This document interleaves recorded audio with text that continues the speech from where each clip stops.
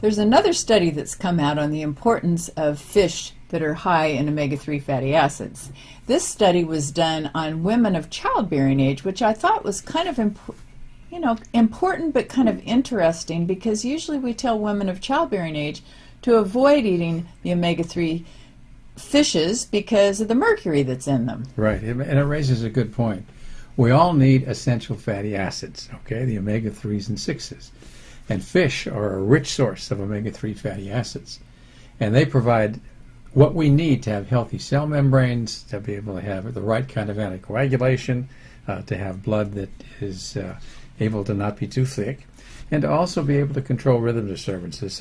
And to prevent heart attacks and strokes. Sure, it does a lot that we have to have because our body can't make these things.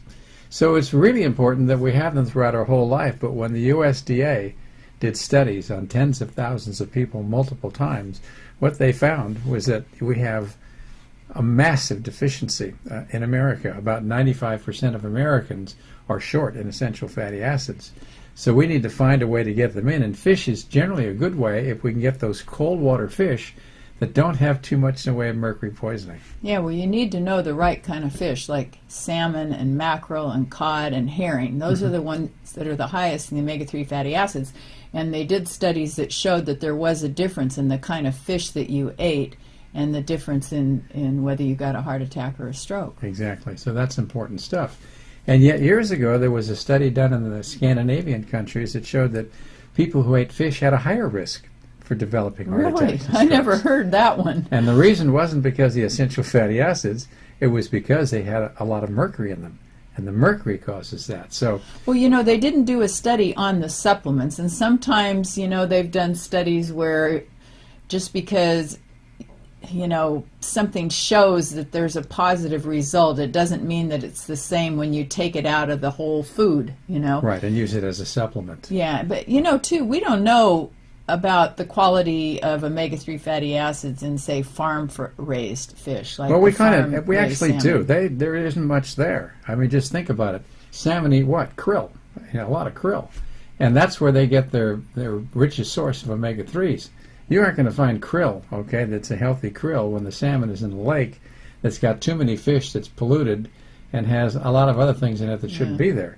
So farm-raised fish are, for the most part, a no-no. I think that we should have fresh salmon that's caught in areas where the mercury isn't too high. Well, the wild salmon, probably Alaska fish, is the best. That's a good place. That's a good way to get it. But, another thing is, I think that they should probably start adding omega-3 fatty acids to the prenatal vitamins and make sure that they've purified it, of course, and taken the mercury out, because they can do that. Some of the companies do that. Right. The problem we get into is what you said earlier, and that's that can you replace something out of its natural source and still get the same benefit? A lot of the time when we use vitamins and minerals and supplements, they don't do what you'd expect them to do. In fact, if you take too much of them, they can make you toxic. And you can do the same thing with essential fatty acids. You eat too much of them and you don't have the antioxidant production, you're actually going to do worse. So you have to be sure that you've got plenty of exercise in your life, that you're eating healthy food that has antioxidants in it, so you can build up your antioxidant protection. So are there other sources of omega-3 fatty acids besides the fish? Oh, absolutely. I mean, some of the seeds and nuts are great. Flaxseed oil is well known for it. So is hemp seeds. And there are others as well, but those are two of the richest sources we can get. The problem with them is that our body has to be able to convert them from alpha-linolenic acid, which is the form that it comes in the seed or the nut, into its down-chain metabolites, which include EPA and DHA. Those are the two main ones that we need. And if you don't have excellent health, you may not have those enzymes, those delta-5 and delta-6 desaturase enzymes that convert the alpha-linolenic acid into the active ingredients that do the work for us. That's why the fish oil, or the fish itself, is such a beautiful thing to do. We know that in a study of 49,000 people, and women aged 15 to about 49, that the rate of heart attacks and strokes and hypertension was substantially higher in women who didn't eat any fish at all. And those that ate fish did pretty well, but those that ate a rich source in the cold water fish that Vicki mentioned earlier did the best. They had the lowest risk. So we want to do what we can to make sure that we're eating the natural thing, the fish, but making sure we're not getting too much in the way of mercury, because that's a no-no.